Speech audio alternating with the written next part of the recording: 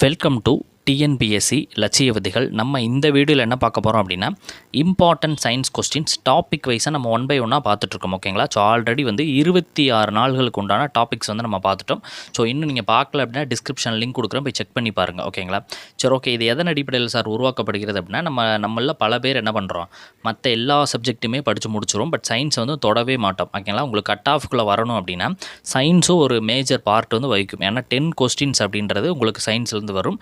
So அதில் minimum ஒரு 5 கொஸ்டின்ஸாவது நீங்கள் எடுத்தால் மட்டும்தான் என்ன பண்ண முடியும், கட் ஆஃபுக்குள்ளே உங்களால் நுழைய முடியும் அப்படின்ற அடிப்படையில். ஸோ இருக்கக்கூடிய டாபிக்ஸ் எல்லா டாபிக்ஸ்லேருந்து முக்கியமான கொஸ்டின்ஸ். ஓகேங்களா? இதையாவது படிச்சுட்டு போங்க அப்படின்ற அடிப்படையில் தான் நம்ம இதை உருவாக்கியிருக்கிறோம். ஓகேங்களா? சரி, ஓகே. இன்றைக்கி சில டாபிக்ஸ் பார்க்கலாம். கால்நடை வளர்ப்பு. தமிழ்நாட்டில் முட்டைக்கு புகழ்பெற்று வழங்கக்கூடிய மாவட்டம் எது அப்படின்னா நாமக்கல். நம்மளுக்கு தெரியும். அதை என்ன சொல்கிறாங்க அப்படின்னா டேப்கோ அப்படின்னு எதை சொல்கிறாங்கன்னா, தமிழ்நாடு கோழி வளர்ப்புத்துறை தான் டேப்கோ அப்படின்னு சொல்லிட்டு சொல்கிறாங்க. ஓகேங்களா? இந்தியாவின் முட்டை உற்பத்தியை மேம்படுத்த எடுக்கப்பட்ட புரட்சியின் பெயர் என்ன? வெள்ளி புரட்சி. இது நம்மளுக்கு தெரியும். ஓகேங்களா? ஆல்ரெடி ப்ரீவியஸ் இயரில் கேட்கப்பட்ட கொஸ்டின் தான். தமிழ்நாட்டில் இருக்கக்கூடிய முக்கியமான சில சரணாலயங்கள்: வேடந்தாங்கல், முதுமலை, முண்டந்துறை, களக்காடு, கோடியக்கரை. விலங்குகளை பாதுகாப்பதற்காக எடுத்தப்பட்ட அமைப்பினுடைய பெயர் என்ன? Blue cross. இதையும் கேட்டிருக்கிறாங்க. தமிழ்நாட்டின் மாநில விலங்கு இது? வரையாடு. கேட்கப்பட்டிருக்குது. இந்த FCI என்பதனுடைய விரிவாக்கம் என்ன? இந்திய உணவுக் கழகம். இதையும் உங்களுக்கு என்ன பரீட்சையில் கேட்டிருக்கிறாங்க. ஓகேங்களா? பெண் குதிரையையும் ஆண் கழுதையும் கலப்பு செய்தால் உருவாவது என்ன அப்படின்னா கோவேறு கழுதை. ஓகேங்களா? கோவேறு கழுதை. பெண் குதிரையும் ஆண் கழுதையும் கலப்பு செஞ்சால் என்ன வருது? கோவேறு கழுதை அப்படின்றது வருது. வெண்மை புரட்சியின் தந்தை டாக்டர் வி குரியன். வீனா என்ன? வர்கீஸ் குரியன் அப்படின்னு சொல்லிட்டு நம்மளுக்கு சொல்லுவோம்.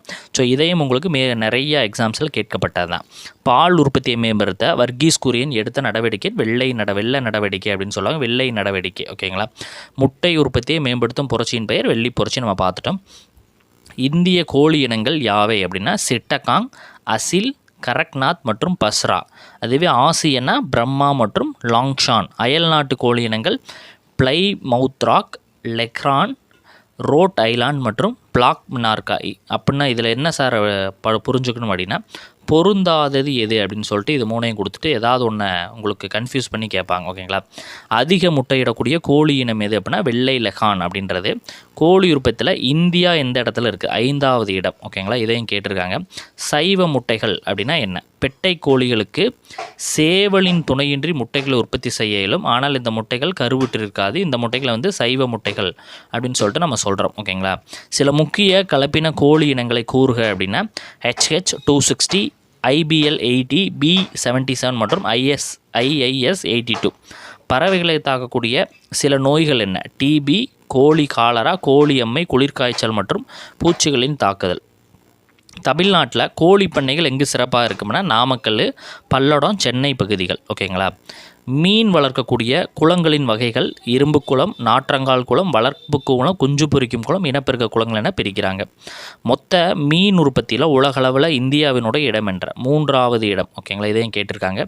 மீன் தொழில்துறையில் ஆண்டிற்கு அந்நிய செலவாணி எவ்வளோ வருது அப்படின்னா 13,000 கோடி என்பது வருகிறது. ஓகேங்களா?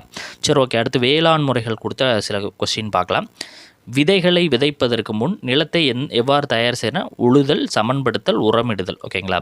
நீர்ப்பாசன முறைகள் இதை கேட்பாங்க பொறுத்துகளில். ஓகேங்களா? கால்வாய் பாசனம் என்பது எக்ஸாம்பிள் கரும்பு, தெளிப்பு நீர் பாசனம் எக்ஸாம்பிள் புல்தரை, தேக்கு நீர் பாசனம் எக்ஸாம்பிள் நெல் வயல், சொட்டு நீர் பாசனம் திராட்சை, வாழை, கத்தரி போன்றது. அதிகமாக காணப்படும் சில களை செடிகள் யாது அப்படின்னா புல், அமராந்தஸ், காட்டு ஓட்ஸ் அப்படின்றது. உலகின் மிக நீளமான பாசன கால்வாய் எது அப்படின்னா துர்க்மேனிஸ்தான் நாட்டில் உள்ள காராகும் கால்வாயாகும். இதுவும் கேட்டிருக்காங்க. இந்தியாவினுடைய மிகப்பெரிய நீர்த்தேக்கம் எது? பரப்பிக்குளம் ஆழியார் தான். ஓகேங்களா? இந்திரா காந்தி கால்வாய் எங்கே இருக்குது? சுல்தான்பூரில் இருக்கக்கூடிய ஹரிகே பாரேச்சன் அப்படின்ற ஒரு இடத்துல இருக்குது. களைக்கொல்லிகள் அப்படின்னா என்னென்ன சிலவற்றை கூறுக அப்படின்னா டாலஃபின், மெட்டாக்ளோர், 2,4-டை குளோரோஃபினாக்சி அசிட்டிக் அமிலம். இதையும் கேட்டிருக்காங்க. களைக்கொல்லிகளுக்கு எக்ஸாம்பிள் களைச்செடிகள் ஃபுல், அமராந்தஸ், காட்டு ஓட்ஸ் ஆல்ரெடி பார்த்துட்டோம். உயிர்களைக்கொல்லிகள் பூஞ்சை பாக்டீரியா. இந்த மாநிலம் அதுக்கப்புறம் இந்த சைடு அறுவடை திருநாள் இதை கண்டினியூஸாக கேட்டே இருப்பாங்க. ஓகேங்களா? ஸோ கேரளா நம்மளுக்கு தெரியும் நகன்யா, ஹோலி, ஓணம். தமிழ்நாடு பொங்கல்.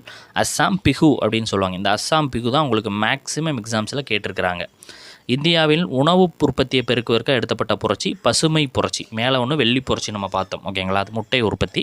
சில கிருமி நாசினிகளை கூறு வேப்பமலை, உப்பு, மஞ்சள், விளக்கெண்ணெய். ஓகேங்களா, தமிழகத்தினுடைய நெற்களஞ்சியம் இது தஞ்சாவூர் அப்படின்னு நம்மளுக்கு நன்றாக தெரியும், கேட்டிருக்காங்க. சாகுபடிக்கு பிறகு எந்த பயிர் செய்யப்படுகிறது அப்படின்னா பட்டாணி, சோயா, மொச்சை. தமிழக அரசு எந்த அமைப்பை உருவாக்கி குறுநில விவசாயிகள் மற்றும் நுகர்வோரினுடைய தேவையை நிறைவேற்றி வருகிறதுனா உழவர் சந்தை. கால்நடை தீவன பயிர்களினுடைய பண்புகள் உயரமான மற்றும் அதிக கிளைகளுடைய தன்மையானது. தானியவய பயிர்களினுடைய பண்புகள் என்ன? குட்டைத்தன்மை. ஓகேங்களா, தாவரங்களினுடைய வளர்ச்சி மற்றும் இனப்பெருக்கத்தில் எத்தனை தனிமங்கள் தேவைப்படுகின்றன அப்படின்னா 16 தனிமங்கள். 10 மேக்ரோ தனிமங்கள், 6 மைக்ரோ தனிமங்கள் அப்படின்னு சொல்லிட்டு சொல்லலாம். மேக்ரோ தனிமங்கள் அப்படின்னா என்னென்ன சார் அப்படின்னு கேட்டிங்கன்னா carbon, hydrogen, oxygen, nitrogen, phosphorus, கந்தகம், பொட்டாசியம், கால்சியம், மெக்னீசியம், இரும்பு, இதெல்லாம் மேக்ரோ தனிமங்கள்னு சொல்கிறோம்.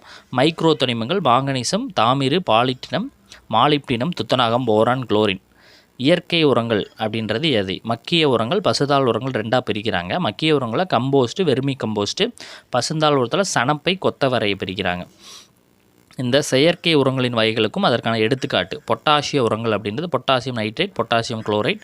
பாஸ்பரஸ் உரங்கள் தனி super phosphate, triple super phosphate. Nitrogen உரங்கள் urea, ammonium sulphate, ammonium nitrate. கலப்பு உரங்கள் அப்படின்றது nitro phosphate, ammonium phosphate, di ammonium phosphate. தீங்குயிரி கொல்லிகளுடைய வகைகளை கொடுத்துருக்காங்க. பூஞ்சை கொல்லிகள் போர்டாக்ஸ் கலவை. பூச்சிக்கொல்லிகள் DDT di chloro diphenyl, dichloro ethane மாலத்தியல். ஓகேங்களா, கலைக்கொல்லிகள் 2,4D. ஓகேங்களா, ஸோ இதை உங்களுக்கு கேட்பாங்க. இதை கன்ஃபியூஸ் பண்ணி எலிக்கொல்லிகள்னால் துத்தநாக பாஸ்பேட், ஆர்சனிக் இதை கேட்பாங்க. தாவரங்களை எல்லா நிலையிலும் எல்லா பாகங்களும் தாக்கக்கூடிய தீங்குயிரிகள் யாவை? பூச்சி இனங்கள் தான். பூச்சி தீங்குயிரிகள் எத்தனை வைப்படும் அப்படின்னா 3. உறிஞ்சி பூச்சிகள், மெல்லும் பூச்சிகள், துளைக்கும் பூச்சிகள். எக்ஸாம்பிள் இலை தத்து பூச்சிகள், அசுவனி.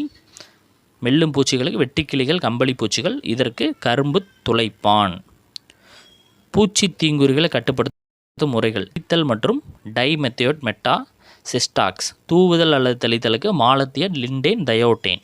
மண்ணில் கலப்பது குளோரோ ஃபைரிபால். உயிரி உரங்கள் அப்படின்றது ரைசோபியம், சயனோபாக்டீரியங்களா, அனாஃபிக்ஸ், நாஸ்டாக் அப்படின்றது. கடைசி வினா இன்னைக்கு இந்த பரவும் நோய்களை மட்டும் பார்த்துங்க. எக்ஸாம்பிள் நீர் மூலம் பரவுறது நெல்லின் பாக்டீரியாவினுடைய வாடல் நோய். அப்போ உங்களுக்கு கொஸ்டின் வாடல் நோய் எது சார்ந்ததுன்னு கேட்டாலும் நெல் தான். ஓகேங்களா, காற்றின் மூலம் பரவும் நோய் நெல்லின் வெப்ப நோய், கோதுமையின் புற்றுநோய். மண் மூலம்னா நிலக்கடையின் இலை புள்ளி நோய். உங்களுக்கு டிக்கா நோயின்னு தான் பரீட்சையில் கேட்டிருக்கிறாங்க இது வரைக்கும். ஓகே, விதைகள் மூலம் பரவும் நோய் கோதுமையின் கரும்புள்ளி நோய், நெல்லின் இலைப்புள்ளி நோய். ஓகேங்களா, ஸோ இன்றைக்கான டாபிக் என்னது இதோட உங்களுக்கு கம்ப்ளீட் ஆகுது. ஓகேங்களா, ஸோ 51 கொஸ்டின்ஸ் கிட்டத்தட்ட இந்த இதில் நம்ம பார்த்துருக்குறோம். ஓகேங்களா, ஸோ ஒரு சிறு தகவல். சில நண்பர்கள் என்ன பண்ணுறீங்க, சார் பிடிஎஃப் எங்களுக்கு கொடுங்க, இதனுடைய பிடிஎஃப் அப்படின்னு கேட்குறீங்க. நீங்கள் எழுதி படிக்கிறதான் நாங்கள் சஜஸ்ட் பண்ணுறோம். ஓகேங்களா, ஸோ நீங்கள் எழுத முடியாத நண்பர்கள், சார் எங்களுக்கு டைம் இல்லை அப்படிங்கிற மட்டும் டிஸ்பிளேயில் தெரிகிற நம்பரை காண்டாக்ட் பண்ணி பிடிஎஃபை பெற்றுக்கொள்ளலாம். ஓகேங்களா, சரி ஓகே, அடுத்தடுத்த வீடியோ பதிவுகளை பார்க்கலாம். தேங்க்யூ.